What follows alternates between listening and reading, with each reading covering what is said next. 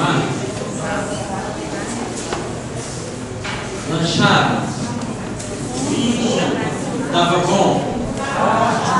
Teve gula? Cuidado com a gula. Então, vou responder algumas colocações que me fizeram aqui no intervalo. Entre elas, eu fiz referência a Sai Baba.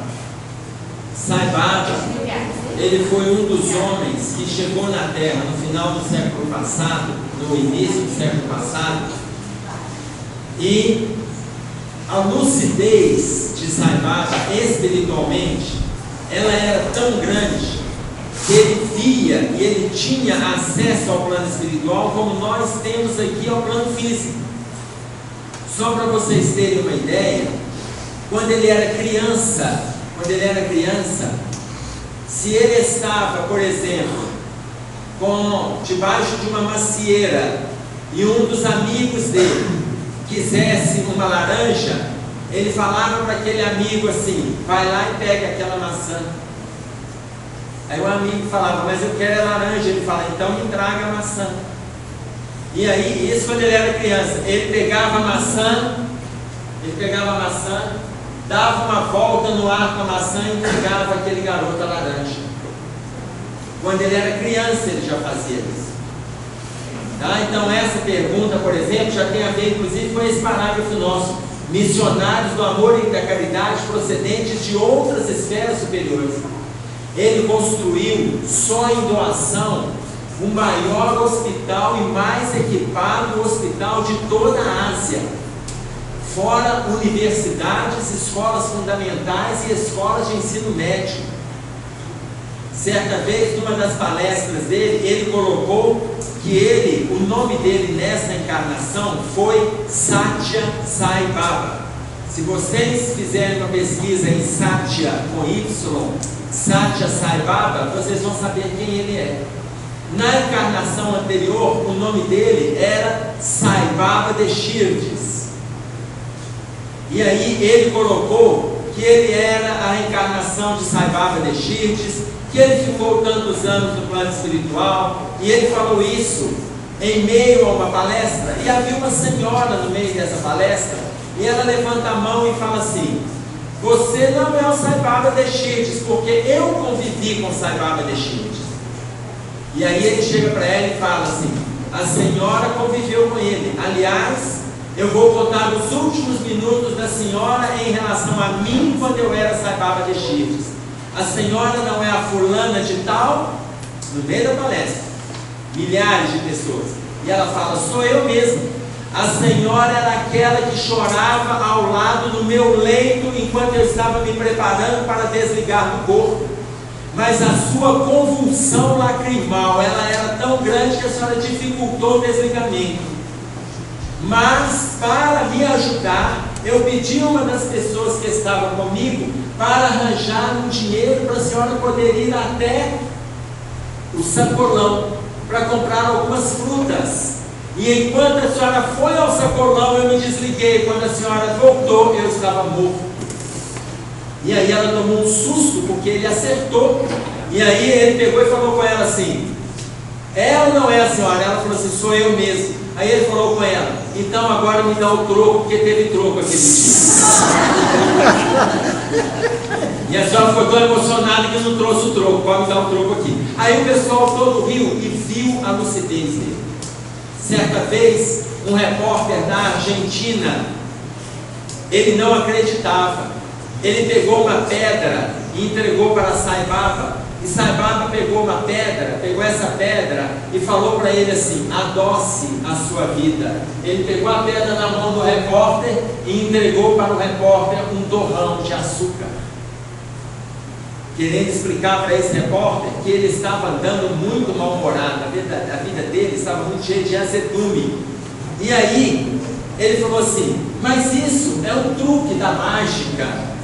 Aí o Sai Baba pegou e falou assim: então eu vou fazer uma outra, que você pode chamar de mágica, mas eu vou colocar que isso é uma manipulação da energia de Deus. E ele faz assim no ar e entrega para o repórter da Argentina um relógio.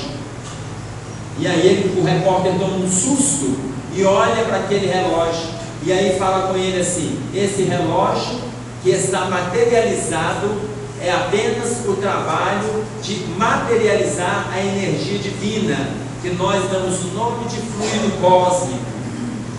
É o fluido cósmico universal. E materializando o fluido cósmico, eu estou te presenteando com o relógio. Mas enquanto você está colocando esse relógio no braço, eu vou te dizer que esse relógio ele tem uma peculiaridade. E aí o repórter perguntou: qual peculiaridade? Este relógio vai funcionar toda vez que você estiver emocionalmente bem, estável. Aí ele termina de colocar o relógio no braço, quando ele olha, o relógio está parado. Porque ele estava ali duvidando, querendo prova disso, daquilo. Aí o repórter pergunta para ele assim: por que você oferece para o povo aquilo que as pessoas estão te pedindo? Tinha gente que ia lá e pedia para ele um anel de ouro. Então ele pegava uma pedra, transformava no anel de ouro e pegava. Aí ele falou para ele assim: por que você oferece isso para as pessoas? Ele fala assim: eu estou oferecendo às pessoas o que elas estão me pedindo, para que elas aprendam a pedir aquilo que eu vim verdadeiramente oferecer. Está claro? Então, este homem que desencarnou por volta de 93, 94 anos, completamente lúcido, o dia que eu levei na nossa casa espírita uma fotografia dele, eu perguntei, passei a fotografia lá para as pessoas verem, né? E falei com eles assim: falem-me a idade, o que vocês deduzem da idade desse homem? A pessoa que deu a idade mais nova para ele deu 47 anos. Quem deu a idade mais velha deu 58 anos. E ele já estava com 85 anos de idade. Mas a pele dele, a conservação dele, em função do bem-estar com que ele vivia a vida, da alimentação que ele tinha, do contato dele com Deus. Tá claro? Então ele fala assim: vou desencarnar por volta dos 93, 94 anos, vou ficar 8 anos no plano dos espíritos e volto como avatar do amor. Nessa encarnação, eu estou como avatar da educação. Tanto que as obras sociais que ele fez, as principais obras sociais que ele fez na Ásia, na Índia, elas estão relacionadas com escolas, desde a fundamental até a universidade, além do hospital, onde médicos do mundo inteiro vão lá fazer estágio. E aí ele fala: mas na próxima eu venho como avatar do amor e demorarei no plano dos espíritos aproximadamente 8 anos. A lucidez desse espírito é qualquer coisa de diferente de qualquer encarnado que já tenha lido ou psicografado algo a respeito desse perfil. Está claro? E aí, quando a Joana de Ângeles coloca para nós: da mesma forma, missionários do amor e da caridade procedentes de outras esferas estarão se revestindo da indumentária carnal para tornar essa fase da luta iluminativa mais amena. Nós vamos pegar um exemplo, foi aí que a gente interrompeu, em relação a um garoto. Tem um garoto que está na Rússia, que se chama Boris. Mas, se vocês clicarem em Boris, digitarem Boris, vocês vão achar uma série de Boris. Então vocês vão escrever Boriska com K, e vocês vão ver esse garoto. Esse garoto que acabou de fazer 16 anos em janeiro, quando ele estava com 6 meses de idade, ele estava andando. 6 meses de idade. Quando nossa fase, a gente nem engatinha, ele já estava andando. Com 2 anos ele estava lendo jornal. Com 6 anos ele falava 2 línguas fluentemente, a língua natal e uma outra língua. Com 7 anos ele entrou para a escola. Com 8 anos o tiraram da escola, porque os professores não deram conta dele. Ele sabia coisas demais. Ele falava sobre a Macedônia, sobre a Atlântida, sobre o sistema solar. Ele falava sobre a guerra em Alexandria. Ele falava sobre Alexandre o Grande, porque o nome Alexandria com 7 anos de idade. E aí, os professores começaram a ficar incomodados pelo tanto que ele sabia. Retiraram-no da escola e começaram a contratar professores particulares para poder ensinar conteúdos que ele ainda não tinha tanto acesso, mas ele tinha uma facilidade extraordinária para aprender. Com 11 anos ele estava falando 6 línguas fluentemente, sem ter tido nenhuma aula de língua estrangeira. Uma língua era completamente estranha para qualquer ouvinte ali. Chamaram o poliglota na Europa, os pais dele da Rússia chamaram o poliglota na Europa para identificar que língua era aquela, e descobriram que ele estava falando, esse poliglota descobriu que ele estava falando o aramaico na origem. O aramaico é a língua que Jesus falava, e o poliglota colocou que ele fala com tal precisão, sem erros de pronúncia, e colocou para escrever ele sem erro de escrita. Com 13 anos ele começou a ser questionado pelos cientistas sobre o sistema solar. E ele começou a dar informações, muitas das quais os cientistas, algumas eles nem conheciam. Outras, os cientistas começaram a pesquisar em livros para poder confirmar aquilo que eles estavam colocando. Perguntaram para ele, quando ele estava entre 14 e 15 anos, de onde que ele era. E ele falou, eu sou de Marte. E aí os cientistas colocaram, como de Marte? Nós constatamos que Marte não tem vida. E ele colocou, vocês constataram porque vocês estão buscando vida de superfície, e Marte tem vida interplanetária. Nós tivemos um acidente nuclear na contagem do tempo de vocês, aproximadamente 1000 anos atrás, e nós temos um conhecimento grande e arquivado. Muito do que eu trago é aquilo que eu já estudei do outro lado. E esse acidente nuclear fez com que a gente desenvolvesse vida interplanetária. Então, milhões de vidas de superfície foram ceifadas e desenvolvemos a vida interplanetária. Aí os cientistas perguntaram para ele, mas como? Vida interplanetária? Vocês então respiram lá gás carbônico? Ele fala, precisamente. Mas aqui você não dá conta de respirar gás carbônico? Esse gás carbônico aqui mata. Aqui o nosso alimento é oxigênio, ele coloca precisamente. Mas você dá conta de respirar gás carbônico? Ele fala, não, a minha constituição física é a constituição da Terra. Eu não estou na constituição de Marte.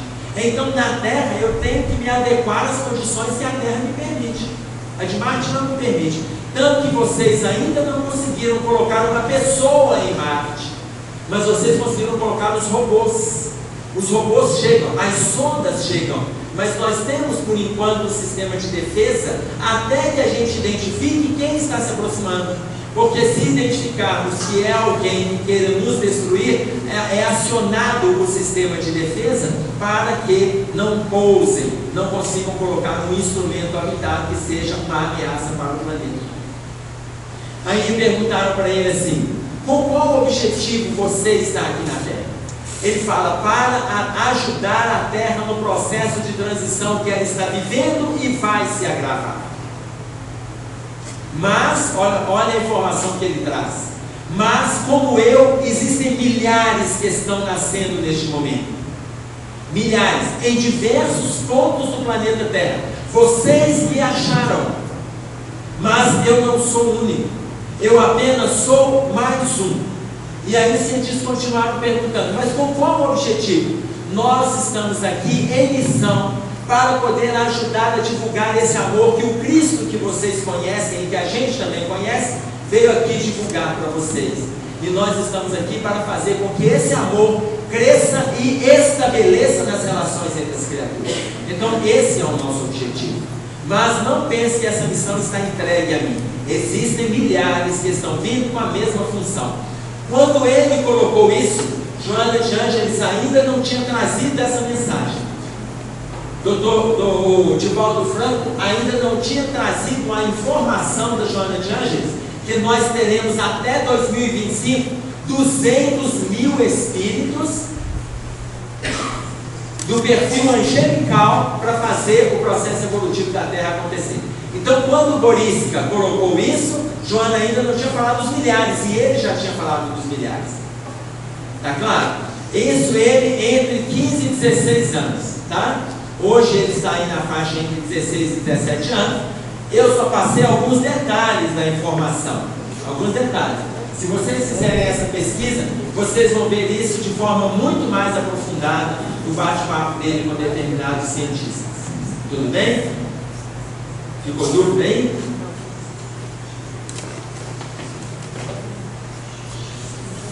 E aí a Joana de Ângeles, ela sai dessa colocação e fala assim: aqui, por enquanto a gente está falando dos cataclismas físicos, das mudanças climáticas, geológicas, tá? Por enquanto falamos disso aí. Só para vocês terem uma ideia, quando eu falei da questão das catástrofes, quando nós comemoramos aqui 100 anos do nascimento do Chico, 100 anos, que foi 2004? Não, 2010, ele nasceu em 1910, isso.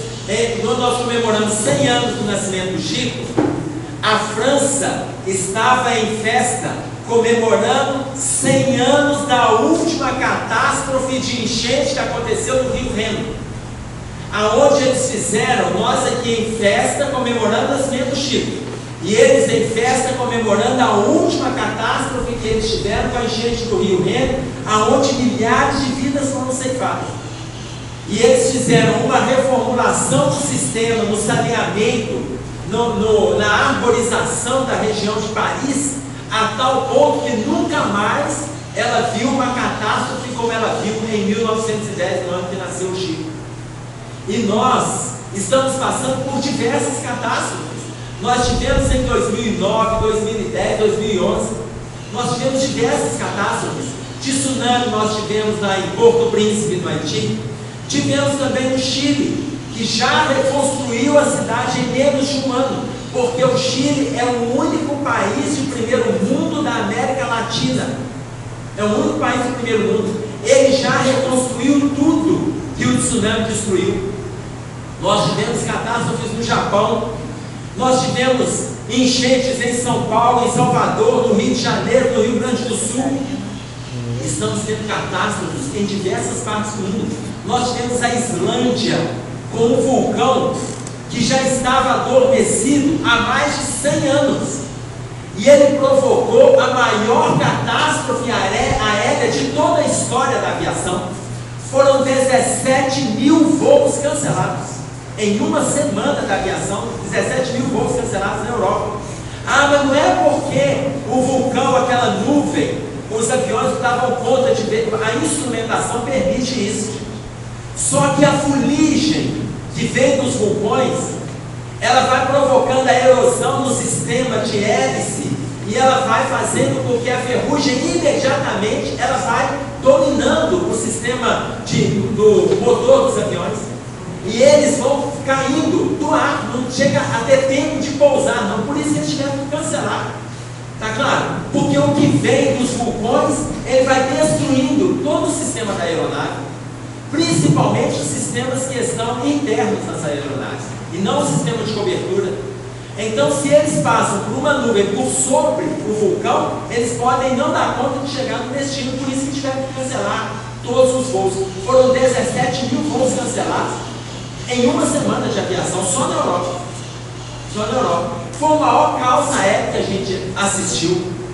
Tá? Fora isso, nós estamos vendo todo ano as catástrofes no Brasil. Outro dia uma pessoa chegou para mim e me perguntou assim: mas não vai acontecer, por exemplo, isso, a gente morando em Belo Horizonte, mas vai acontecer um tsunami e chegar em Belo Horizonte? Eu falei: minha filha, esse tsunami ele pega o litoral. Vai chegar em Belo Horizonte, olha, é muita água, o mar tem que virar todo só para nós. Agora, você está pensando no tsunami em Belo Horizonte? E o tsunami você vive na sua casa. O que você vive na sua casa é um tsunami. A relação que você tem com seu marido, com seus filhos, você quer um tsunami pior do que esse? Aí, conversando com um grupo, eles lá numa discussão em agressões na relação deles de condomínio, no prédio que eles moravam, aquilo é o tsunami. Aí a Joana de Ângeles, ela coloca isso para nós. Ela fala assim: não serão apenas os cataclismos físicos que vão sacudir o planeta como resultado da lei de destruição geradora desses fenômenos, mas também os cataclismos de natureza moral, social e humana que vão assinalar os dias tormentosos que já se vivem. Ou seja, aqui ela começa a falar de outras catástrofes. De outras catástrofes que vai além do que a gente está assistindo. Porque a gente fica pensando nos acidentes geológicos, se vai nos atingir, mas a gente está envolvido com diversos acidentes no dia a dia, acidentes morais, e nós não estamos dando conta de se ajudar e de ajudar o próximo. Nós não estamos dando conta. E a gente pensando se vai ter terremoto em Piuí. Não é o terremoto em Piuí. E os terremotos que estão nas nossas relações? Que está estremecendo as relações. Então ela faz essa colocação. E aí ela diz assim: olha, se a gente não conhece em algum desse quadro, algumas pessoas que estão nesse quadro, ou se nós não estamos envolvidos nesses quadros, que ela vai escrever: esfacelam-se os lares, desorganizam-se os relacionamentos afetivos, desestruturam-se as instituições e as oficinas de trabalho se convertem em áreas de competição desleal. Esfacelam-se os lares, desorganizam-se os relacionamentos afetivos, desestruturam-se as instituições e as oficinas de trabalho se convertem em áreas de competição desleal. Conhecemos ou não? Conhecemos? Vocês são tímidos? Às vezes é porque aqui ninguém conhece. Em Piuí já está todo mundo indo para a mundo angelical. Nem é. Tá claro? Você imagina que isso aqui são os cataclismas morais. São os cataclismas morais. Tanto que ela diz mais. Ela fala assim: as ruas do mundo estão transformando-se em campos de lutas perversas, levando de roldão os sentimentos de solidariedade e de respeito, de amor e de caridade. As ruas do mundo estão se transformando em campos de lutas perversas, levando de roldão os sentimentos de solidariedade, de respeito, de amor e de caridade. Todo lugar nós estamos vendo esses conflitos, tá? E não tem como a gente colocar que a gente não conhece ninguém. Quando eles não estão acontecendo no nosso relacionamento, eles estão na nossa família. Se não estão na nossa família, está na nossa vizinhança. Se não está na nossa vizinhança, está no nosso ambiente de trabalho. Quando não está no nosso ambiente de trabalho, a gente está vendo na rua. Todo lugar nós estamos vendo os cataclismos morais. Todo lugar. Então, quando vai falando da transição, a gente não precisa de pensar na transição só física. Por isso é que ela fala para a gente da transição moral. Da transição moral. Quantas relações afetivas estão se desfazendo após juras de envolvimento de amor? Quantas relações estão se desfazendo? E eu não estou colocando relações depois de 10, 15 ou 20 anos, não. Eu estou colocando relações que renasceram agora. Relações que começaram com namoro, com várias promessas, que durou 6 meses, 2 anos, 4 anos, e eles já estão com ameaça de separação, agressão física, agressão moral, tudo por 10 meses. Que é o que a Joana está trazendo para nós aqui. Aí ela diz assim: a turbulência vence a paz. O conflito domina o amor e a luta desigual substitui a fraternidade. A turbulência vence a paz. O conflito domina o amor e a luta desigual substitui a fraternidade. Mas essas ocorrências representam apenas o começo da grande transição. Tem gente que está achando que já está no fim, né? Só o começo. Isso tudo que a gente está assistindo é só o começo. E aí tem gente colocando assim: mas vocês já ouviram falar 1000 passará e 2000 não chegará? Não ouviram? Ouviram? Sim. Todo mundo escutou. 1000 passará e 2000 não chegará. Aí chegou 2000, todo mundo esperou a terra acabar. Chegou 2001, não acabou. Agora vocês escutaram falar o quê? 2012. Tem gente que já fez até a transferência da conta bancária. Aqui não se leva nada, ok? Mas agora a gente escuta falar de 2012. Por que a gente está escutando essas informações? 2012, os maias, o calendário maia, ele vai até 2012. Porque eles não conseguiram ver nada além de mais catástrofes. Então, para eles, a Terra vai acabar em 2012. Para eles. Eles não conseguiram ver catástrofe nos cálculos deles. E a partir de 2012, eles não conseguiram fazer mais cálculos. Então a Terra acaba ali. Tá? Mas no bate-papo de Geraldo Lemos com o Chico Xavier, o Chico coloca no livro, não será em 2012, aí o Chico faz uma nova previsão de uma outra data, que é 2019, ele fala isso nessa obra, escrita por Geraldo Lemos e a Marlene Nobre, que será em 2019 o aumento das catástrofes. Ou seja, é como se tivéssemos com mais crédito. Mas veja bem, essas catástrofes, elas foram previstas pelos maias por um motivo. Esse motivo é porque determinado planeta estaria passando próximo da Terra, e esse planeta, cujo nome dele é Nibiru, que os maias deram esse nome, ele estaria passando próximo da Terra entre 21 de dezembro de 2012 e 14 de fevereiro de 2013. Bem, nessas duas datas, a partir daí os maias não conseguiram observar mais nada. Tá claro? E aí, no livro Herdeiros do Novo Mundo, o Dr. Bezerra de Menezes, ele fala desse planeta, visualizando esse planeta de forma mais distante, junto do Espírito de Jerônimo. E ele coloca, ele fala assim,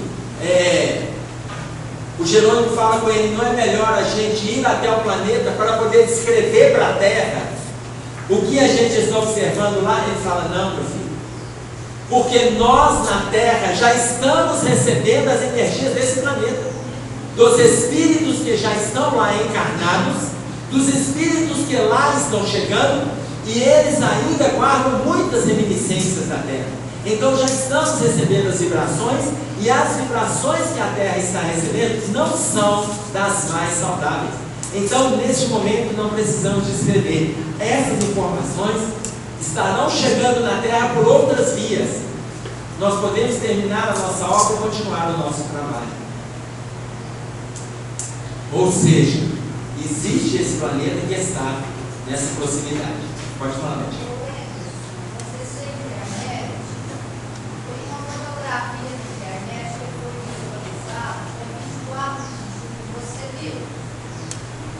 Vi. Você acha que aquilo é verdade?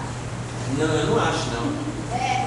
Na internet, de 24 de julho, apareceu uma informação falando de herpólogos. O que acontece? Quando eu vi... Eu tenho buscado na internet, dizem que vai ser visível. Isso condiz com o que a espiritualidade fala para nós? Olha só, vou trazer essa informação. Em 2008, na revista UFO, o cientista, vou lembrar o nome dele, ele fala desse planeta que está aproximando da Terra. Ele é professor da Universidade de Michigan. Ele fala desse planeta que está aproximando da Terra e ele vai passar próximo da Terra nessas datas. Aí ele fala, chegar no meio do ano, entre o meio do ano de 2011 a 2012, ele vai ser visto sem auxílio do telescópio. Ele falou isso em 2008. Pois é, ele já diz a ciência, a espiritualidade confirma essa coisa. Calma, estou viajando ainda, eu estou no planeta, não vou chegar na Terra. Aí, ele coloca essa informação. Quando ele coloca essa informação, a imprensa coloca para ele assim, por que você está falando sobre isso se a NASA não fala nada a respeito? Ele fala, a NASA sabe muito mais do que isso. A NASA sabe mais, mas ela só não fala mais do que isso porque os funcionários da NASA, eles são demitidos imediatamente, eles são exonerados, eles pegam prisão perpétua e sem nenhum tipo de indenização, nem para eles, nem para as famílias que estiverem livres. Então eles não podem falar nada sem autorização do governo federal. E eles sabem muito mais.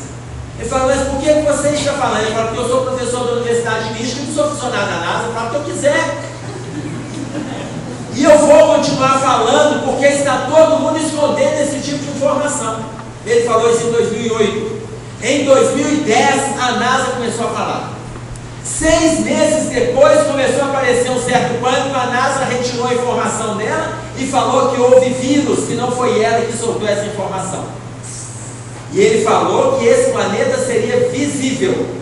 Agora, em julho, ele foi visto em Londres. E ele já falava que nós vamos ver no céu como se fossem 2 sóis. E em Londres essa pessoa filma 2 sóis. E quem filma é o brasileiro. E ele fala assim, são 2 sols. E ele vai falando, esse é brasileiro, esse. E ele fala, eu moro aqui em Londres e estou mostrando para vocês, ele filma do carro, ele entra dentro de casa e vai filmando os 2 sols. E ele fala o tempo todo sobre os 2 sols. Quando eu vi, aí eu lembrei da entrevista desse cientista.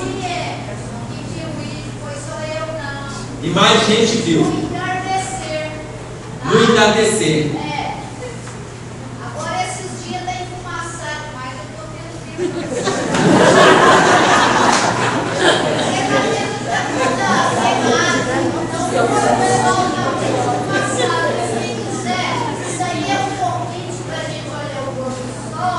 E procurar. A matéria de 2008 se chama Perigo no Espaço, da revista UFO. O nome do cientista que fala a respeito, Salvatore de Salvo. E ele fala a respeito disso aí. E ele fala onde acontecerão grandes catástrofes. Ele fala qual a localização que vai passar próximo da Terra. Então ele vai fazendo uma série de colocações dentro dos cálculos dele. E fala, tem uma matéria que se chama Contato Alienígena. Aí vem a colocação que a Betinha está perguntando ali. Na matéria Contato Alienígena, que foi também divulgado pela UFO, são entrevistas de cientistas que fizeram contatos com extraterrestres. Cientistas que viajaram no espaço e fizeram contato. Só que essa colocação, ela é do cientista. Mas no livro, no final da última hora, essa informação a espiritualidade traz. Tá? E aí ele fala de determinadas reuniões mediúnicas, aonde entidades de outros planetas estão vindo nas reuniões mediúnicas e passando algumas informações. E aí, olha a informação que eles trouxeram. Alguns de vocês, algumas nações de vocês, têm entes nossos presos. Só que essas nações acham que estes que estão presos são como nós. Não são. Esses que estão presos são aqueles que vocês chamam de sondas. Quando vocês mandam uma sonda para outro planeta, e se aquele planeta prende uma sonda, eles vão achar que todo mundo da Terra é igual àquela sonda. Aquele carro que está passeando lá em Marte, que a NASA mandou para lá, se Marte resolver prender aquele carro, eles vão achar que o povo da Terra, tudo é a semelhança daquele carro. Prendemos um da Terra. E a Terra, aquele carro, ele é uma sonda. Então o que ele coloca? Existem entes nossos que são sondas que nós enviamos, e como essas sondas estão presas, enquanto elas estão presas, nós estamos vendo o sistema de vida da Terra, a forma que elas estão acontecendo, como acontecem as relações, porque na prática eles estão mantendo as nossas sondas vivas.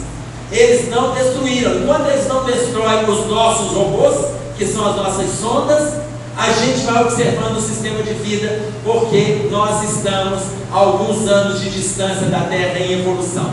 Aí perguntaram para eles, nessa obra, nesse contato mediúnico que foi feito num grupo espírita em São Paulo, perguntaram para eles há quantos anos em evolução eles estão de distância da Terra.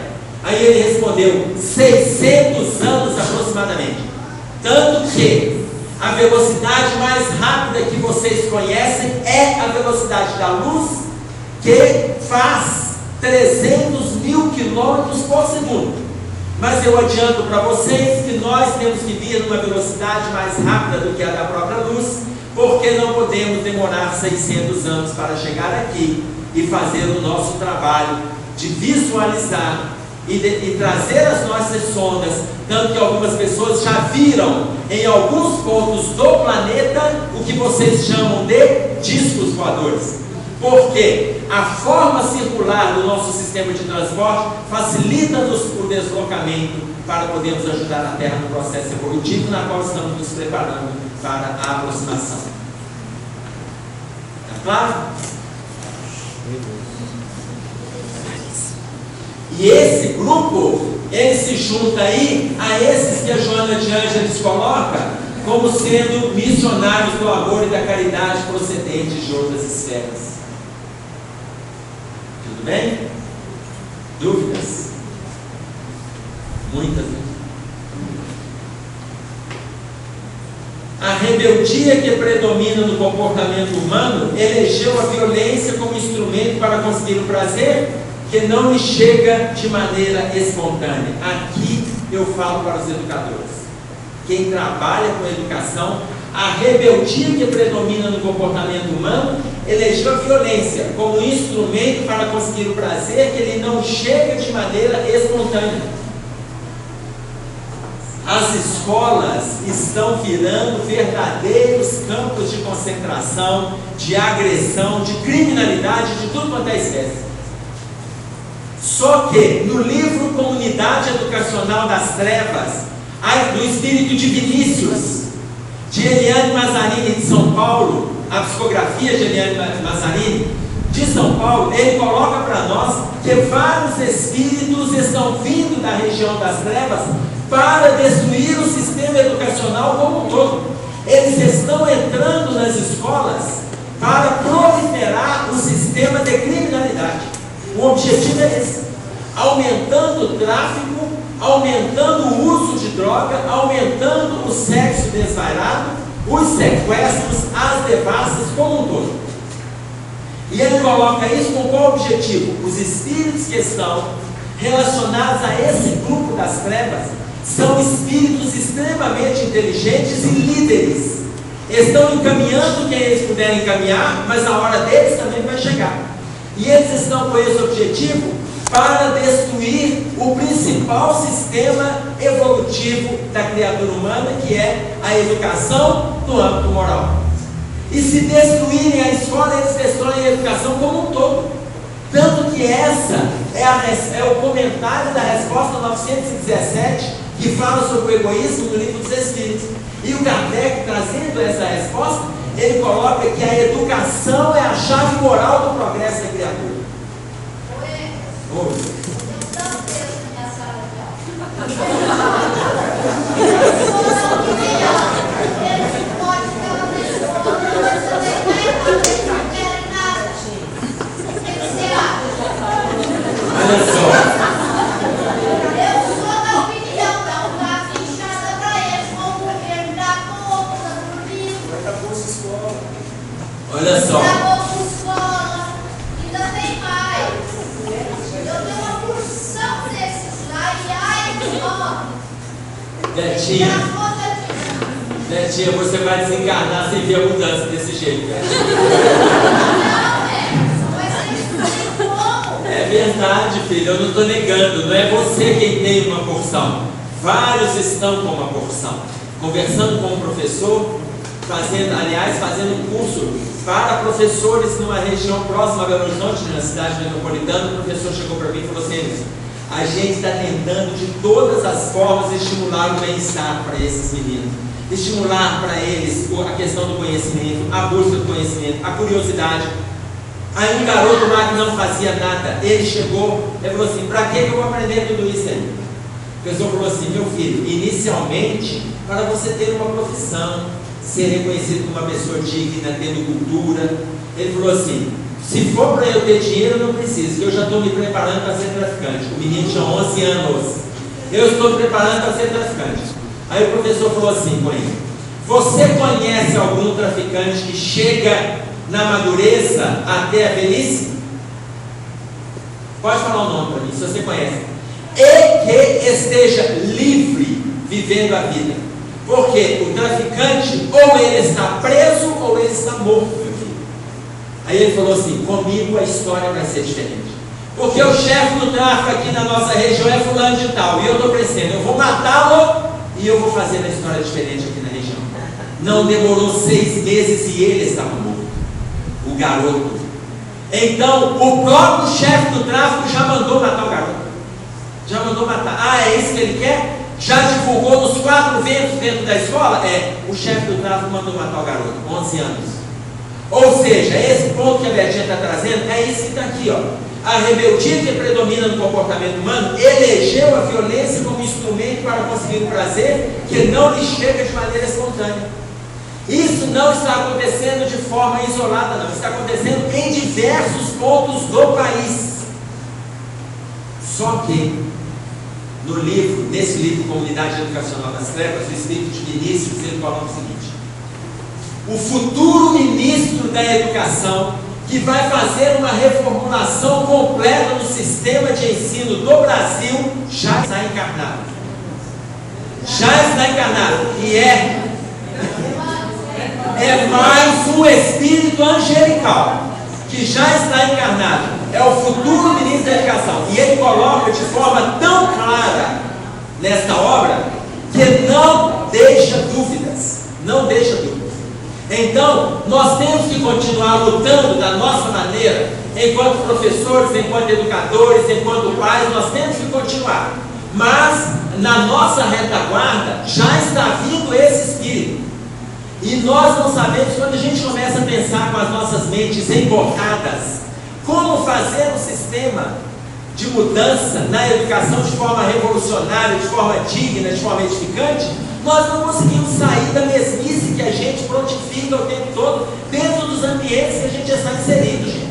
Nós não conseguimos, porque nós não conseguimos viajar ainda nesse processo evolutivo, nas várias escalas que os espíritos evoluídos estão viajando, trazendo isso de outras regiões. Então, quando eles trazem, eles estão trazendo como solução, porque aqueles que não abraçarem essa solução, não continuarão no sistema Terra, no planeta Terra. Não continuarão no planeta Terra. Não continuarão no sistema solar. Não tem como. Aí me falaram assim: Emerson, por essa informação que você trouxe do Corisca, a gente tem a informação de que Marte, ele está atrás da gente em evolução pelo menos 1000 anos. Isso está no Livro dos Espíritos. É verdade, está lá no Livro dos Espíritos. Mas essa informação não é da espiritualidade. Ah, mas está no Livro dos Espíritos? Está. Essa informação, ela está um comentário de Kardec, comentário da pergunta 188 do Livro dos Espíritos. Ele comenta, ele fala assim: acredito que, pelas informações que estou recebendo, Marte está mais atrasado do que a Terra em pelo menos 1000 anos. Acredito que isso é uma dedução de Kardec, não é uma afirmação da espiritualidade, tá? Porque essa informação que Corisca traz significa que Marte, ele está moralmente melhor do que a Terra, pelo menos nas aparências que ele vem trazendo, para esse perfil de espírito vir nos ajudar no processo evolutivo, está melhor que a gente.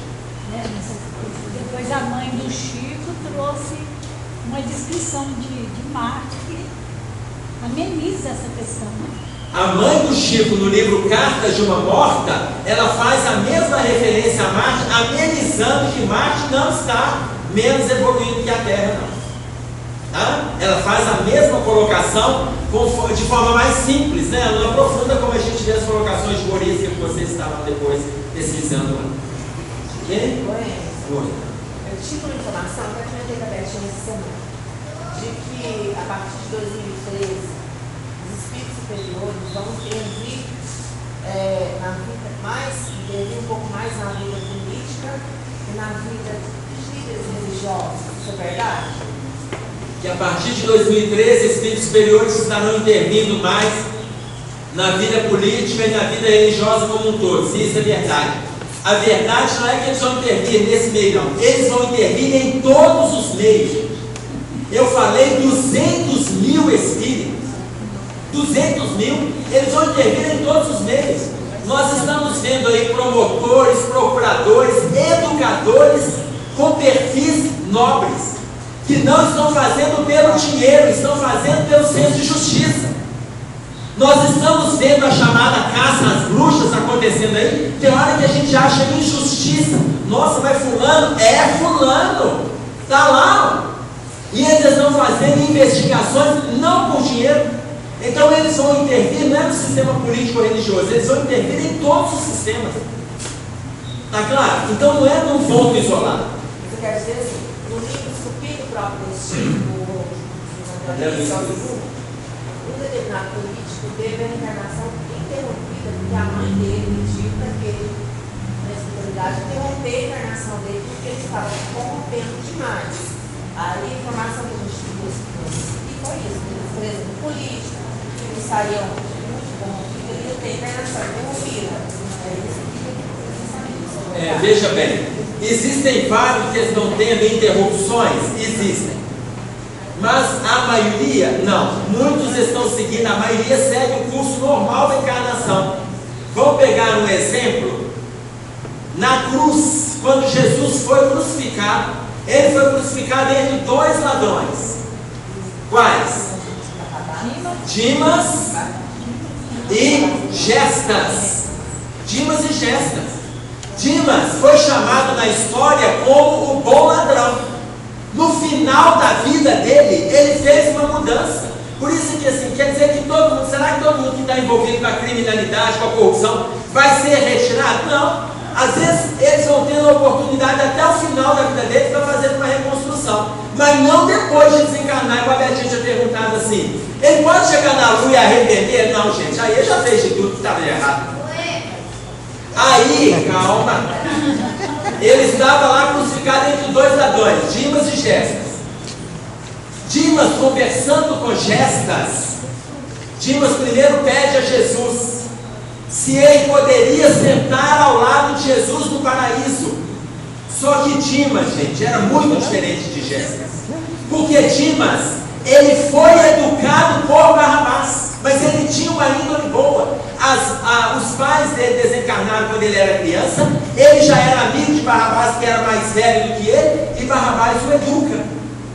Então ele tinha uma índole boa, ele discordava das posturas de Barrabás. Como ele também estava preso, ao liberar um prisioneiro, ele foi preso, Gestas foi preso, Barrabás foi preso, quando eles tentaram invadir a fortaleza Antônia. Porque dominando a fortaleza Antônia, eles conseguiriam dominar os soldados e conseguiriam dominar Roma. Então, no momento que eles fizeram um esforço e foram presos, quem foi liberado foi o líder, e Barrabás era o líder. Então, Dimas e Gestas foi crucificado ao lado de Jesus, um de cada lado. Aí, na hora que ele pede para Jesus que ele gostaria de estar ao lado de Jesus no paraíso, Gestas discorda dele. E fala, por que você acha que ele é capaz de te levar? Se ele quisesse, ele sairia da cruz. E aí Dimas coloca para Gestas, você não reconhece a grandeza moral desse homem? É claro que eu quero ter e eu quero ser levado por ele, caso ele vá para o paraíso, porque eu luto na busca da mesma grandeza. E Gestas, preso, ele não estava preso na cruz simplesmente não, ele estava preso no madeiro do orgulho que ele criou. Então ele não tinha condições de fazer o seu processo de transformação. E Dimas faz a verdadeira transformação quando ele estava na cruz, o que não significa que ele não viria depois para corrigir os enganos que ele cometeu ao lado de Barrabás. Ele viria, mas só que o processo de reconstrução dele foi facilitado por causa da humildade que ele teve e que Gessas não teve. Então, até o final da vida, a pessoa pode fazer mudança significativa? Pode, todo mundo está tendo chance. Está claro? Agora, vez por outra pode acontecer alguém que está sendo retirado antes porque estava com uma missão e ele não deu conta de cumprir? Pode. Mas pode acontecer como aconteceu com Napoleão Bonaparte, que era para ter preparado a França e ele não deu conta de preparar a França para receber o Espiritismo. Tanto que na mensagem Napoleão e Kardec, irmão X coloca para nós na mensagem que no final da vida de Napoleão, ele recebe a bênção consoladora das reflexões da ilha de Santa Helena, aonde ele ficou exilado até a morte para refletir nas catástrofes que ele promoveu, sendo que ele não veio preparado para isso. A tal ponto, um dos orientadores de Napoleão Bonaparte era Kardec. Quando Kardec se propõe a retornar ao plano físico, na virada do ano de 1799 para 1800, há uma reunião no plano espiritual, onde Kardec e Napoleão estão presentes, e vários, nesse conclave espiritual, vários espíritos que estavam encarnados foram levados para essa reunião. Ampère, Beethoven, Fulton, Napoleão Bonaparte, Cristóvão Colombo, que estava lá, Mozart, Joana d'Arc, eles estavam no plano espiritual aguardando a vinda de Napoleão, e depois que estava montado a reunião, vários guerreiros, irmão X fala, vários guerreiros e vitoriosos das Galhas e do antigo Império Romano, que souberam dignificar o cristianismo, estavam presentes. Eram dezenas de espíritos de escola que estavam lá. E quando todos estavam esperando, chega Napoleão, ainda na postura de orgulho que o acometia, e havia um lugar naquela mesa para ele. Ele se assenta e, mesmo vendo aquela quantidade de espíritos, ele não consegue ceder do seu orgulho.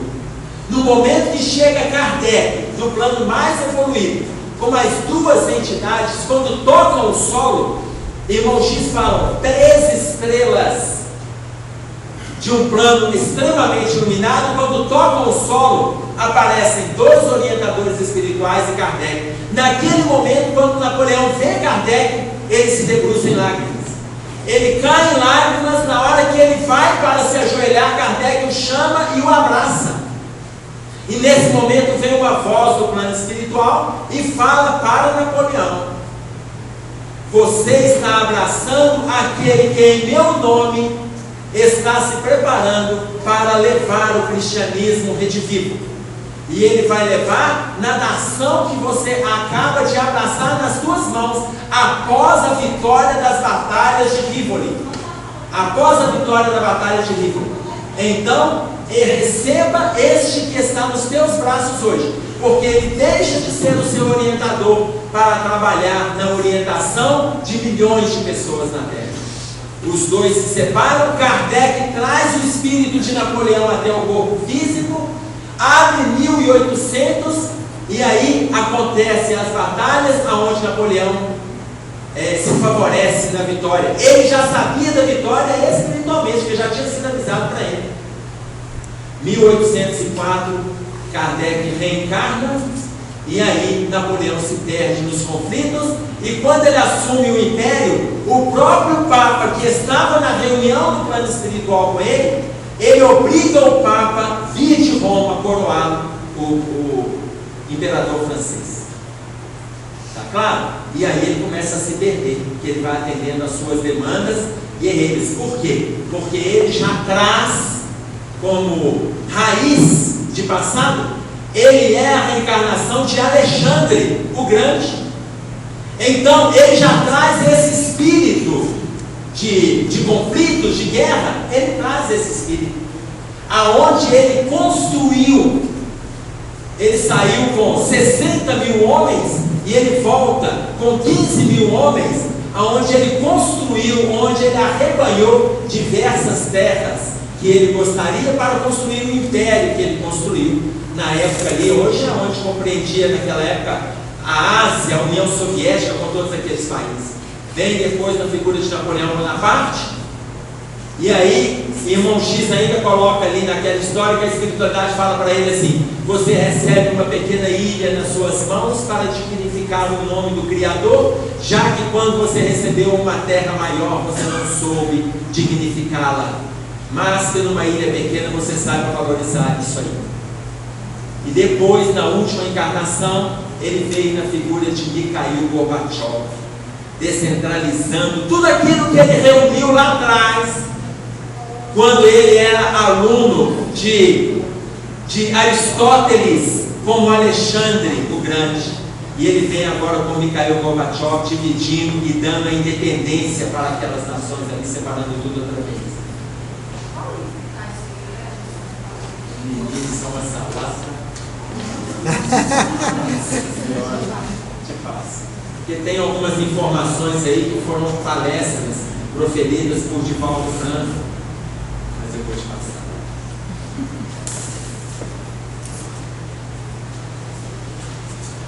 O livro que vai falar da história do irmão X, a mensagem chama-se Napoleão e Kardec. Napoleão e Kardec.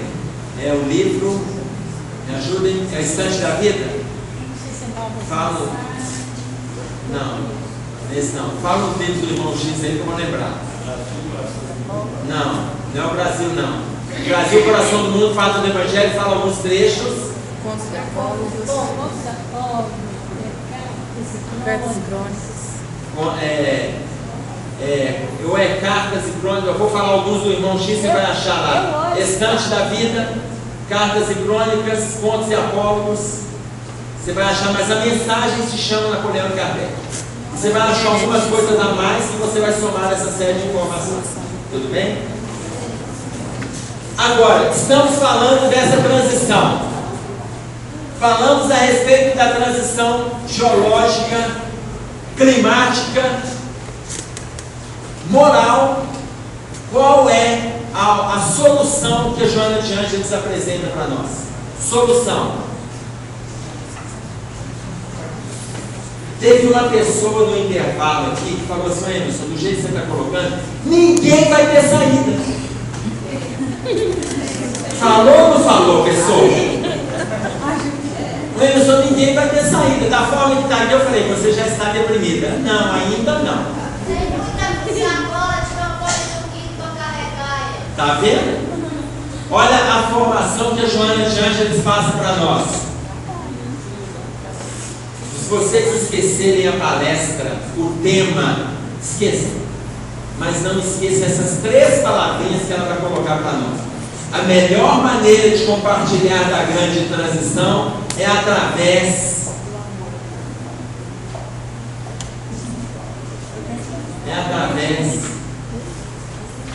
da consciência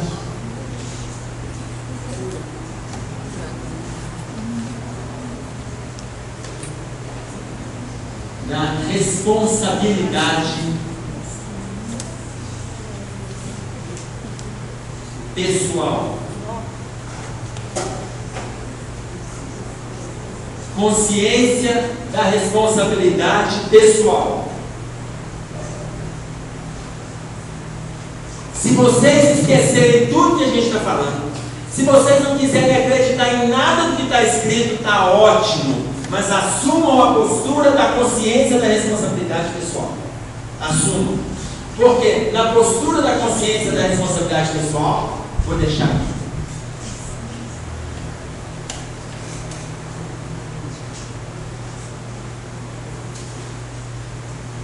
Na postura da consciência da responsabilidade pessoal, são as posturas mais simples que a gente precisa aprender a abraçar. Mais simples. E nós não estamos dando conta de abraçar. E são coisas simples do tipo, por exemplo, nós marcamos o seminário que hora hoje? 3. Eu cheguei que hora? Isso é falta de consciência da responsabilidade pessoal. Não tem, ou seja, se a gente, eu marquei um compromisso em tal hora, se eu marquei naquele horário, assuma. Ou então avisa assim, olha, vou marcar 3 horas, mas eu não consigo chegar a 3 horas, não, então vou marcar 3h30. Mas se eu marco com uma pessoa alguma coisa, assuma. Se eu estou, são coisas simples, se eu estou comendo, coma o suficiente, não coma para atender a gula, não. Está claro? Se eu estou desejando bem para alguém, vamos fazer isso de coração, não vamos fazer da boca para fora, não. Se eu estou pensando negativo, muda a caminhada do pensamento, a linha de raciocínio do negativo para o positivo. Então, isso é consciência da responsabilidade pessoal. Se eu estou dirigindo, respeita as leis de trânsito. Não passe em sinal vermelho, não xingue o outro que está ali, ó, ultrapassando, cortando, tudo. Isso é consciência da responsabilidade pessoal. Se todo mundo tomar essa atitude aqui, nós faremos um mundo diferente. E nós entraremos numa relação diferente com o mundo. Se todas as pessoas dessem as mãos, nós não teríamos mãos livres para matar, traficar ou roubar. Se todas as pessoas dessem as mãos.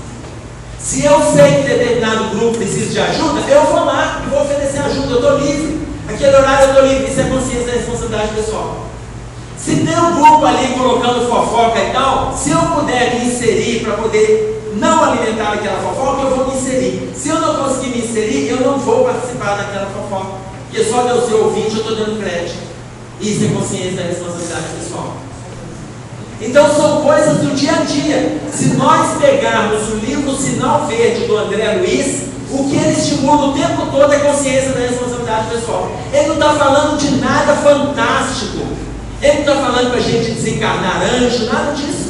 Outro dia uma pessoa perguntou para mim assim, você já leu o livro Evolução em 2 Mundos? Estudou? Eu falei, não dou conta. Ela falou assim, mas isso não te incomoda? Eu falei, se eu conseguir desencarnar com o livro Sinal Verde do André Luiz colocado em prática, eu já vou quase anjo por outro lado. Porque ele fala coisas tão simples que a gente não dá conta de cumprir, e a gente vai olhar, eu quero entender como é que foi formado a mônada, eu quero entender como é que foi formado o sistema. Eu não estou dando conta de tratar o meu irmão, o marido, a esposa, eu não estou dando conta de tratar com amizade. E eu estou procurando entender o universo.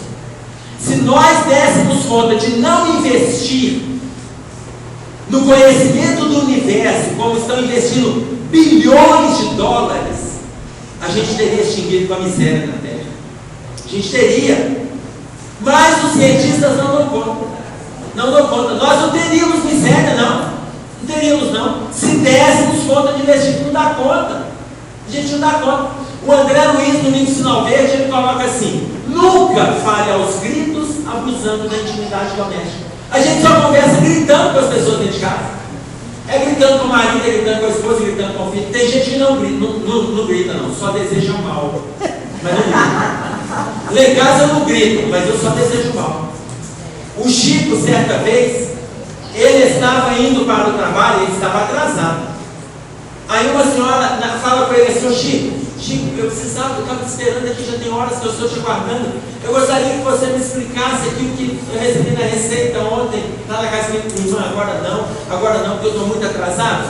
Então, na volta do horário de almoço, eu passo aqui e te chamo. Ô Chico, mas é um minutinho só, Chico, só um minutinho. Agora não, estou muito atrasado. Eu te chamo na volta. E vai embora. O Emmanuel, e ela ficou lá no portão, isolada. Aí o Emmanuel aparece e fala assim: Chico, você não poderia dar 1 minuto de atenção à nossa irmã? Aí ele fala para a irmã: mas eu estou atrasado. Chico, quem já está atrasado, 1 minuto não faz diferença. Volta lá, Chico. Aí ele volta. Quando ele volta, a senhora estava lá no portão. Fala: eu sabia que você ia voltar, Chico. Você tem um coração enorme, né, Chico? Mas ela não sabe quem mandou. Aí ele pega a receita e lê a receita e fala para ela: olha, você vai fazer isso, você vai atuar assim, assim, assim, da forma que estava na receita. E aí na hora que ele despede dela, ele fala: agora eu estou muito atrasado, vai embora. E ela fala: vai com Deus, Chico, vai com Deus. Então olha, lá na frente o irmão aparece de novo e fala assim: olha para trás, Chico. Quando ele olha para trás, tinha uma nuvem de estrelas vindo nos passos dele. E aí ele toma um susto, porque ele para, aquela nuvem entra dentro dele. E aí ele fala assim: o que é isso? Chico, quando ela se tipo, vai com Deus, e ela falou de coração. Essas estrelas vinham do coração dela. Você imagina quando uma pessoa se despede da outra e fala assim, o diabo que te carrega. O que sai do coração dessa pessoa? Ou seja, o que nós estamos mentalizando? Consciência da responsabilidade pessoal é vibrar positivamente todos os dias. Eu coloco que o livro Sinal Verde é um livro que a gente tinha que ler todo dia. Não é com o objetivo de guardar cada frase daquela, não. É com o objetivo de colocar em prática aquelas pequenas frases que estão ali. Por quê? Porque é o momento da transição.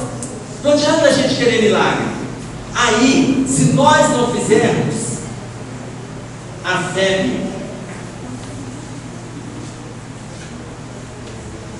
na revista Presença Espírita de 2006, no mesmo ano da mensagem sobre a grande transição, trouxe para nós uma mensagem que se chama Oração à Pátria Brasileira, que foi psicografada por Divaldo Franco, e foi psicografada por Divaldo Franco sob a orientação do espírito de Marechal Deodoro da Fonseca. E o Marechal Deodoro da Fonseca, ele coloca alguns pontos significativos aqui.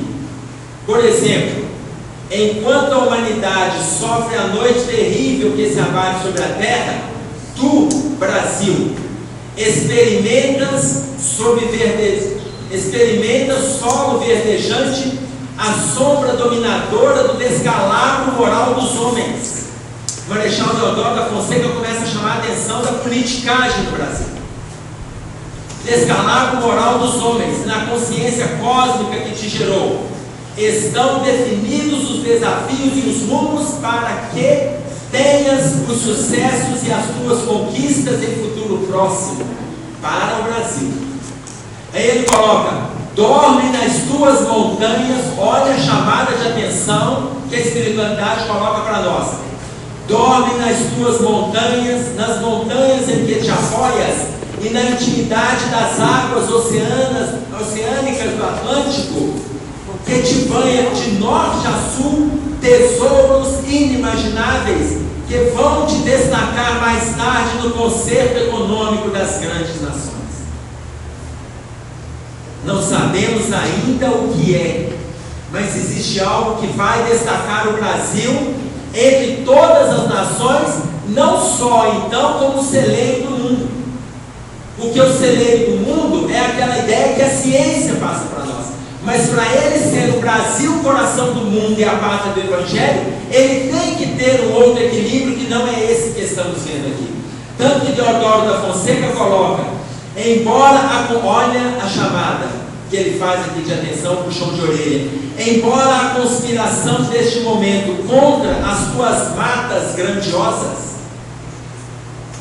sobreviverás às ambições desconcertantes de madeireiros, pecuaristas e agricultores desalmados e dos conciliábulos nefandos que lutam pela destruição da tua Amazônia, que vai permanecer como o último pulmão da terra, sustentando a sociedade que hoje se encontra sem rumo. Embora todas as destruições que a gente está vendo, a espiritualidade está atenta, eles não estão dormindo, não. Aí ele fala mais: padeces na conjuntura atual a sistemática desagregação dos valores ético-morais, políticos e emocionais, os mesmos que estão abalando o mundo, mas esses transitórios violadores destes valores do dever irão passar, enquanto tu, Brasil, persistirá a tua destinação histórica como pátria do povo. Num outro trecho, compreende neste momento a desenfreada manobra dos manipuladores da opinião pública e daqueles que estão te dilapidando os valores, transferindo-os para os paraísos fiscais da ignomínia e da insensatez, porque este hediondo crime contra a tua economia e os milhões de vidas serão de duração efêmera, pois estes que estão roubando esta nação morrerão, deixando tudo em contas secretas e em aplicações que jamais se utilizarão. E enquanto isto ocorre, geme no teu solo os filhos da miséria, ocultos nos escombros do abandono. São os dinheiros, os valores, as notas, os dólares, que acabam retornando para o Brasil. Nós acabamos de ver isso aí há 2 semanas atrás, aonde determinado banco na Suíça, se eu não me engano, está devolvendo para o Brasil os milhões que foram tirados pelas mãos do Nicolau dos Santos Neto, que recebeu dinheiro para construir um tribunal de justiça em São Paulo, capital. Ele desviou essa verba, não construiu o tribunal, o dinheiro está lá, ele está com prisão domiciliar e agora o dinheiro está vindo de volta para o Brasil. São os bancos da ignomínia, da fiscalização que existe lá fora, que estão devolvendo. Só que isso aconteceu há 2 semanas atrás e Teodoro da Fonseca colocou isso em 2006 na psicografia de Divaldo Franco. E ele colocou um outro trecho que é interessante, a mensagem ela é maior, mas vamos pegar mais um trecho, quando ele diz assim: Brasil, paga em paciência e compaixão o preço da tua destinação histórica na tua condição de futura pátria da paz e do Evangelho de Jesus.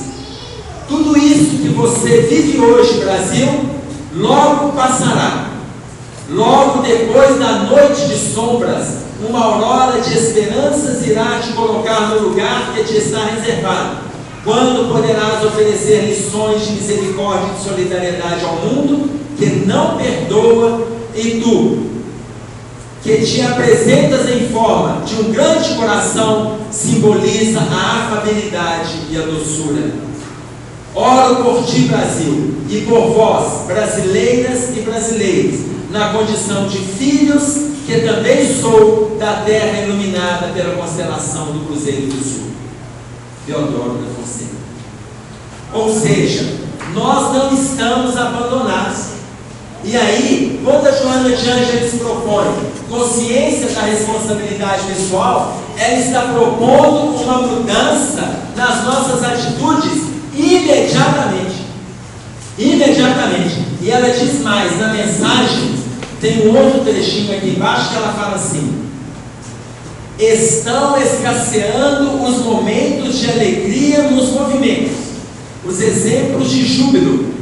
Consequentemente, estão se multiplicando os exemplos de desespero.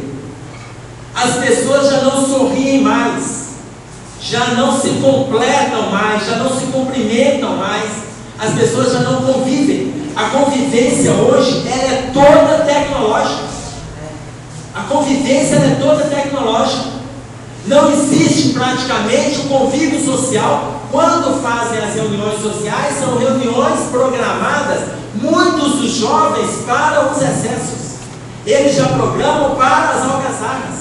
Então ela fala, escasseiam os momentos de alegria, consequentemente aumentam os momentos de desespero.